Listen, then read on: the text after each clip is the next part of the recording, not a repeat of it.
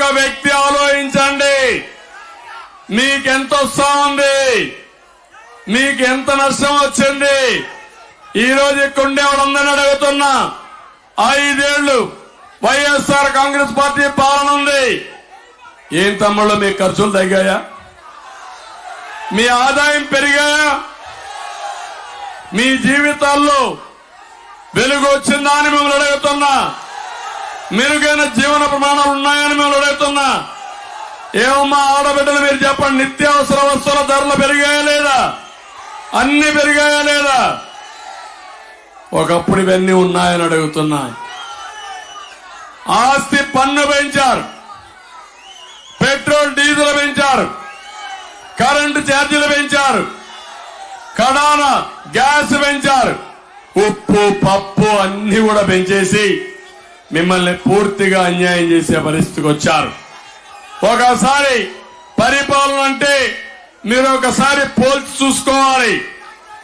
ఇదే తెలుగుదేశం హయాంలో ఏ విధంగా ఉంది, ఈ రోజు ఏ విధంగా ఉందో ఒకసారి ఆలోచించి నిర్ణయం చేయాలి. నేను ఒకటే చెప్తున్నాను, ఎన్నికల 30 రోజులు ఉన్నాయి. మీ ఇంట్లో రచ్చబండ దగ్గర, అపార్ట్మెంట్లలో, కాలనీల్లో, కిరాణా షాప్ దగ్గర, పాన్ షాప్ దగ్గర, హోటల్లో, బస్సులో చర్చించండి. జగన్మోహన్ రెడ్డి చెప్తున్నాడు నేనేదో వరగబెట్టానని. తమ్ముడు ఎన్నికలండి, మీరు ఎన్నికలండి. లేడీస్ ని మీరు అమలు చేయడం కరెక్ట్ కాదు. మీ ఆతరంతో వాళ్ళందరినీ ఒక్కొక్కరు తరివేస్తున్నారు. ఎన్నికలండి, ప్లీజ్ గో. లేడీస్ ని ఉండేయండి, మీరు ఉండండమ్మా. వాళ్ళందరూ ఎన్నికలండి. తోయొద్దండి, ప్రెషర్ రాకూడదు, వెనక్కెళ్ళాలా. మీరు కూడా అమ్మా వెళ్ళిపోతే వీళ్ళు ఇదే మరి తరుగుతారు. దగ్గరుండి మీరు కూడా వాళ్ళ రివర్స్ లో పుష్ చేయాలి, వెనక్కి పుష్ చేయాలి. అప్పుడే వీళ్ళందరూ మన మాట వింటారు మగవాళ్ళు. లేకపోతే ఆడవాళ్ళని ఎప్పుడు తరవేది. చూడు వాడు వచ్చేస్తూనే ఉన్నాడు. వాడి నీకే చెప్పేది, ఎన్నికలు. అందుకని నేను ఈరోజు మీ అందరినీ కోరేది, 13వ తారీఖున ఎన్నికలు జరిగే రోజున పోలింగ్ స్టేషన్ పోయే ముందు ప్రతి ఒక్కరూ ఒక్కసారి ఆలోచించుకోండి. నేను ఈరోజు మీ ముందరికి వచ్చాను, సూపర్ 6 తో మీ ముందరికి వచ్చాను. నిన్ననే పవన్ కళ్యాణ్ గారు ఇంకా ఒక 4 పాయింట్లు యాడ్ చేద్దామన్నారు. దాన్ని కూడా నేను ఒప్పుకుంటానని చెప్పాను. ఇదే కాదు, అన్ని వర్గాలకు, అన్ని ప్రాంతాలకి, ప్రతి ఒక్కరికి న్యాయం చేసే బాధ్యత మాదని మరొక్కసారి మీకు హామీ ఇస్తున్నా. సూపర్ 6 లో మా ఆడబిడ్డలకు పెద్ద పేటేసే కార్యక్రమాన్ని చేపట్టారు.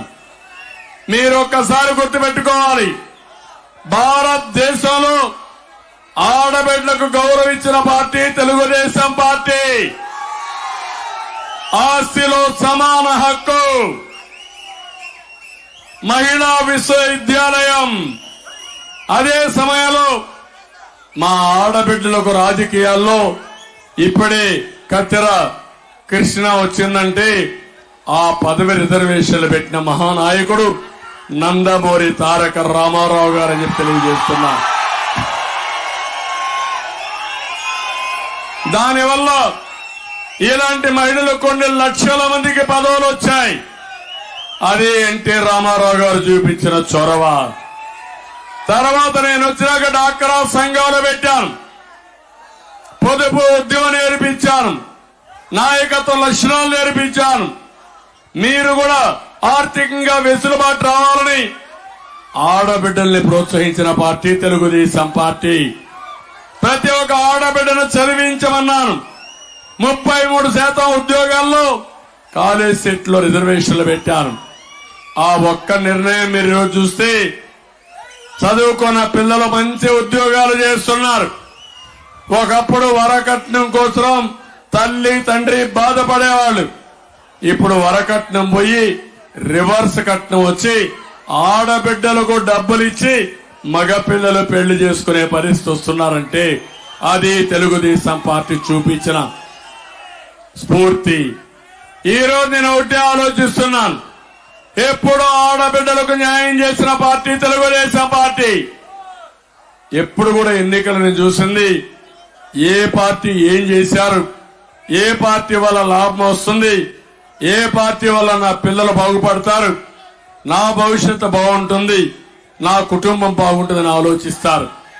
మీరు ఒకసారి ఆడబిడ్డలంతా ఆలోచించండి. నేనిచ్చే సూపర్ 6 ఇందులో మొదటిది ఆడబిడ్డ నిధి.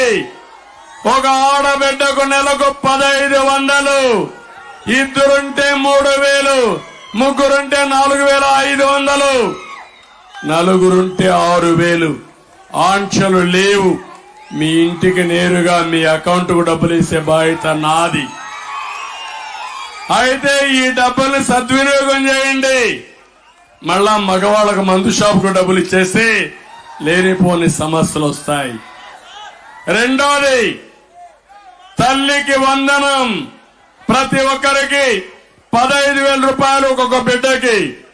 ఇద్దరుంటే 30,000, ముగ్గురుంటే 45,000, నలుగురుంటే 60,000, 5 మంది ఉంటే 75,000 కూడా ఇవ్వడానికి సిద్ధంగా ఉన్నా. మీకు అనిపిస్తుంది ముఖ్యమంత్రి ఏంటి పిల్లలు కనమంటున్నాడా అని. బాబు గారు పిల్లలు కనమంటారా అనుకుంటున్నారు. కాదు, పిల్లలే మన ఆస్తి, మన సంపద. జనాభా లేకపోతే మనం చెట్లకో జంతువులకు సేవ చేయాల్సి వస్తుంది. మనుషులకు సేవ చేయాలంటే మనుషులు కూడా ఉండాలి, పిల్లలు కూడా ఉండాలి, అన్ని వయసులో